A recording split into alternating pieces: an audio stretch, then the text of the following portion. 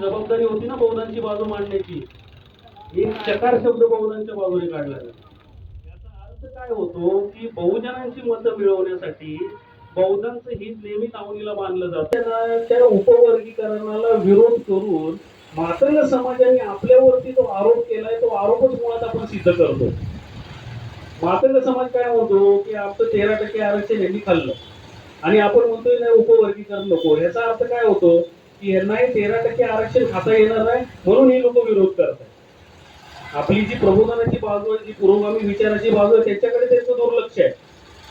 दुसऱ्या बाजूला मातंग समाजामध्ये काय चाललंय की बाबा उपवर्गीकरण काय ते आम्हाला माहित नाही, पण बौद्ध समाज विरोध करतोय ना म्हणजे नक्कीच काहीतरी आमच्या फायद्याचं असेल. तर बौद्धांना आहे ना त्यांची भूमिका थोडीशी बदलण्याची गरज आहे आणि ते खूप महत्वाचं आहे या ठिकाणी लक्षात घ्या. कारण ह्या सर्व प्रक्रियेमध्ये तुम्हाला माहिती आहे मनुवादी व्यवस्था असेल, RSS असेल, BJP असेल, ह्यांना टार्गेट कोणाला करायचं आहे? या मातंगांच्या खांद्यावर बंदूक ठेवून बौद्धांना तर टार्गेट करतायत ना. मग जर बौद्धांना अशा वेळी टार्गेट केलं जात आहे तर बौद्ध म्हणून आपण आपली भूमिका खंबीरपणे मांडणं गरजेचं आहे ना. की बौद्ध समाज म्हणून आपण मांडत नाही, आपण खूप गाफील आहोत. आपण 1980 पासून गाफील आहोत.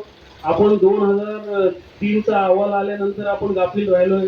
आपण 2023 ला अभ्यास मंडळ स्थापन केलं तरी गाफील होतो. आपण 2024 मध्ये सुप्रीम कोर्टाची ऑर्डर आली तरी गाफील होतो आणि आता देखील आपण गाफील आहोत. हे समजून घ्या. जगाच्या पाठीवरती असा कुठलाच समाज पाहिला नाही की जो अशा पद्धतीने गाफील राहतोय की ज्याच्या विरोधात एवढ्या सगळ्या गोष्टी होतात. आता हे समजवल्यावर फक्त मी तुम्हाला दोन गोष्टींचं स्पष्टीकरण देतो. ह्या दोन जरा टेक्निकल गोष्टी आहेत ज्या आरक्षणाच्या उपवर्गीकरणाच्या बाबतीत महत्वाचं आहे. त्याच्यानंतर मी थांबतो. ठीक आहे.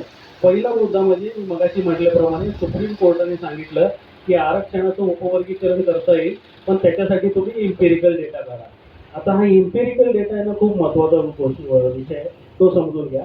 आणि ह्या इम्पेरिकल डेटामुळे या दोन समाजाच्या आरक्षणाची कशी वाट लागली ते तुम्हाला सांगतो. आता इम्पेरिकल डेटा म्हणजे काय असतं की एखाद्या समाजाची शैक्षणिक, सामाजिक, आर्थिक, नोकऱ्यांमधली परिस्थिती जी आहे ती शासनापुढे मांडणं. मग त्याच्यासाठी आपल्याला माहिती लोक आपल्या घरी येतात आणि माहिती वगैरे विचारतात आणि घेऊन जातात.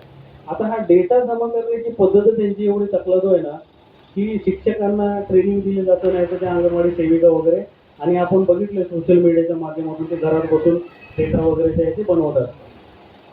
आता होतंय कसं की केंद्राने स्थापन केलेला हा जो आयोग आहे म्हणजे घटनात्मक आयोग जो आहे तो आहे मागासवर्गीय आयोग, म्हणजे SC कमिशन आणि OBC कमिशन. खऱ्या अर्थाने त्यांची भूमिका याच्यामध्ये खूप महत्वाची आहे कारण हा विषय त्यांच्याशी संबंधित आहे. पण तो आयोग एक चकार शब्द काढायला तयार नाही आहे. त्याच्यामुळे समजून घ्या की किती सेशन कोर्टाच्या जजच्या पॉवर असतात त्या कमिशनरला, कुठल्या SC ST कमिशनरला, पण ते एकही वाक्य त्यामध्ये बोलताना दिसत नाही. ठीक आहे. आता धनगर समाजाने ज्या वेळेला आरक्षणाची मागणी केली त्यावेळेला काय झालं समजून घ्या. घटनेमध्ये नियम असा आहे की कुठल्याही समाजाने किंवा कुठल्याही वर्गाने, समजा आता एखादा नवीन वर्ग उदयास आला आणि तो म्हणाला की मला अनुसूचित जातीचं आरक्षण पाहिजे, तर ते आरक्षण त्याला कसं मिळेल? तर ते आरक्षण त्याला मिळण्यासाठी पहिल्यांदा घटना काय म्हणते की त्याचा इम्पेरिकल डेटा काढा त्या समाजात. आणि तो जर समाज अनुसूचित जातीमध्ये आरक्षण मिळण्यासाठी, पात्र होण्यासाठी जे काही मापदंड, जे काही पॅरामीटर, क्रायटेरिया, पात्रता पूर्ण करत असेल तर त्या समाजाला अनुसूचित जातीमध्ये आरक्षण देण्यात यावं. इथे लक्षात आलं तुम्हाला? तर त्या पद्धतीने मागणी धनगर समाजाने केली आणि धनगर समाजाने मागणी केल्यावर शासन म्हणाले इम्पेरिकल डेटा काढा आणि तो इम्पेरिकल डेटा काढण्याची जबाबदारी सोपवण्यात आली Tata institute of social science, TISS ज्याला म्हटलं जातं, देवनारमध्ये ती इन्स्टिट्यूट आहे. आणि त्या इन्स्टिट्यूटने अशा पद्धतीने डेटा काढला की ज्याच्यामध्ये असं निदर्शनास आलं की धनगर समाज आरक्षण घेण्यासाठी पात्र नाही. आणि तुम्ही बघताय आज देखील धनगरांच्या आरक्षणाचा प्रश्न प्रलंबित आहे. तो डेटा शासनाने पब्लिक केला नाही. इथे लक्षात आलं. आता हा धनगर समाजाचा पूर्वीचा अनुभव असल्यामुळे मराठा समाजाने शासनाला ज्या वेळेला आरक्षणाची मागणी केली त्यावेळेला मराठा समाजाने देखील सांगितलं इम्पेरिकल डेटा काढायचा. मराठा समाज म्हटलं की आमचा डेटा आहे ते कुठलीही शासकीय खासगी संस्था काढणार नाही. आमचा डेटा कोण काढेल तर SC ST आयोग आहे तो आमचा डेटा काढेल. आणि SC ST आयोगाने मराठा समाजाला पूर्वग्रह दूषित करून मागासवर्गीय आहे असं सिद्ध करण्याच्या दृष्टीने डेटा काढला. आणि त्या देखील डेटाचं काय झालं हे आपल्याला माहिती. बंधू भगिनींनो, एवढंच तुम्हाला सांगतो की ह्याच पद्धतीची जी शाळा आहे ती बौद्ध समाजाच्या बाबतीत घडण्याची शक्यता आहे.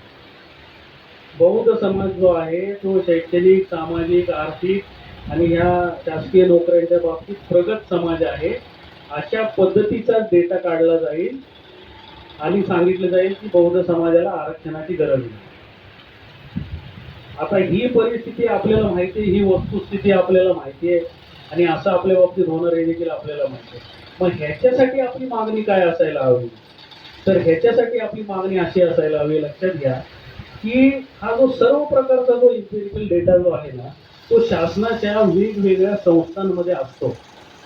शिक्षणाच्या संदर्भातला डेटा असतो, नोकऱ्यांच्या संदर्भातला डेटा असतो आणि आर्थिक डेटा पण असतो.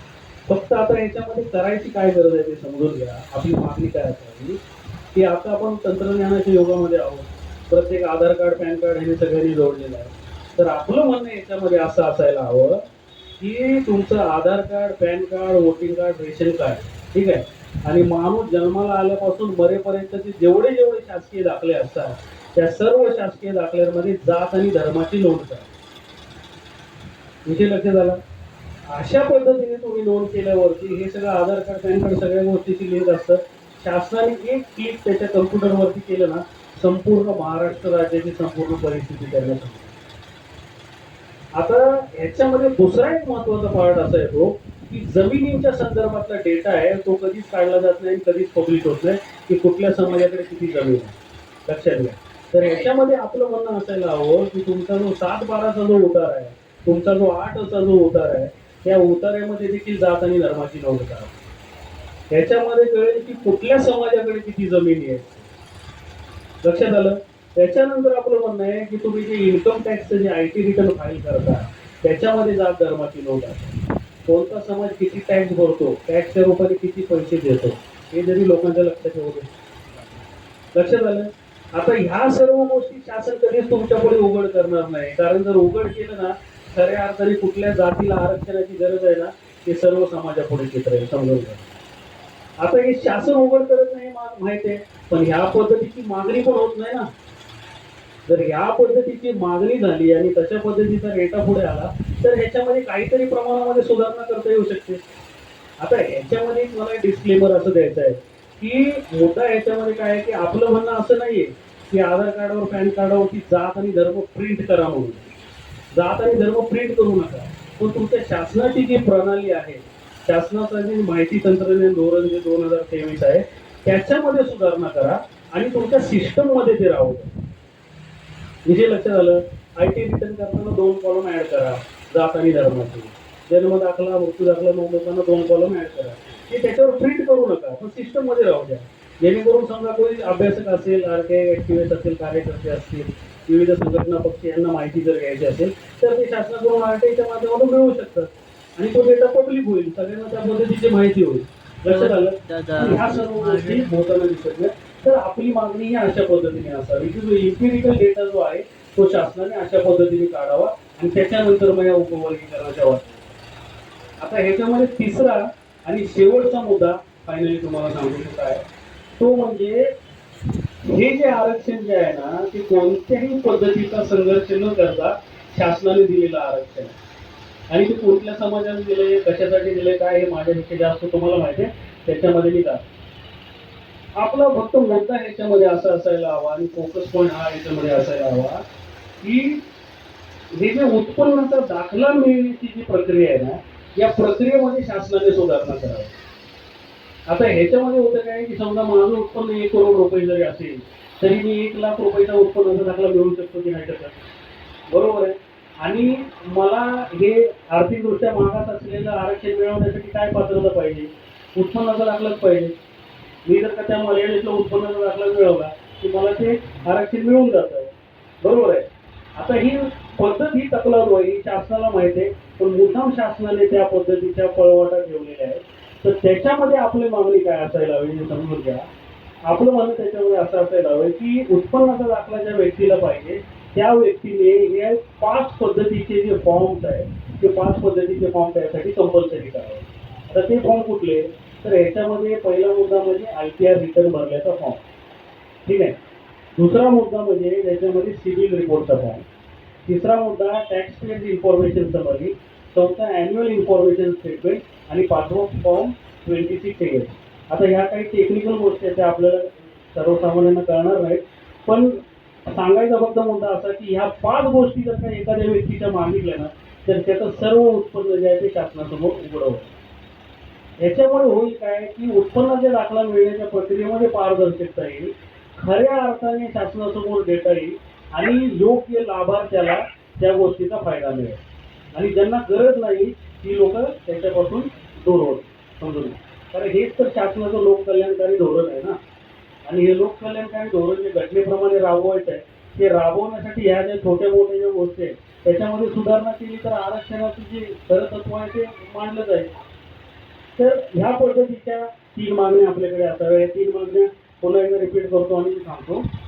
पहिला मुद्दा असा की जे सुप्रीम कोर्टाचं जे जजमेंट आहे ते बौद्ध समाजाला आणि बौद्ध समाजासाठी असलेल्या आरक्षणाला लागू पडत नाही.